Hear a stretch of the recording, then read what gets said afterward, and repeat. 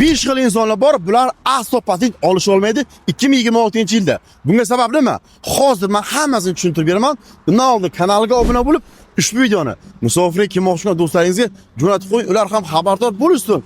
Rossiyaga kelib sarson bo'lishmasin. 2025-yil Rossiyaga kelib, Turdoydagi o'ydamlikni qilmaganlar patenti annuryum bo'lgan bo'lsa 2026-yilda ola olmaydi. Ikkinchisi, 2025-yilda 2 va undan ortiq shtraf olganlar, administrativ pravomochenniy olganlar, ular ham patent ola olmaydi. Uchinchisi, sudlanganlar, nepagajli sudimiz borlar ham patent ola olmaydi.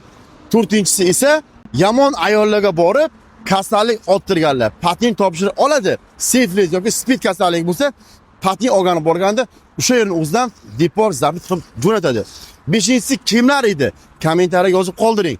Ushbu videoni barchaga jo'natib qo'ying, ular xabardor bo'lishsin, sarson bo'lishmasin axir. Videorolik oxirida esa foydali bo'lgan reklama. Bizni manzilga kirishda ko'pchilik adashyapti. Bu yerda nima qilamiz? Snius biometrik go'stuk sim karta bank karta. Bizning manzil metro Tulska 2-shiftdan chiqib, sirasi 10 qo'lga burilib, shu yerga kelasiz. Торговый center Karabil bor, mana shu tom tagida. Bu yerga esa to'g'ridagi podzimkadan o'tib kirib boramiz. Ichkari kirganda Sberbankning oldiga borganingizda 10 qo'lda uzoq joylashgan. Bemalol kelishadi mumkin. Moskva va oblastdan Grensiya chiqmoqchi bo'lsalaring, Orishon akaga murojaat qila olasizlar. Mana komfort mashinalar, odamlar jo'nab ketishyapti. Sizlar ham sog' salomat xudo xolsa borib kelasizlar. Ekranda nomerlarga bemalol telefon qilishlaring mumkin.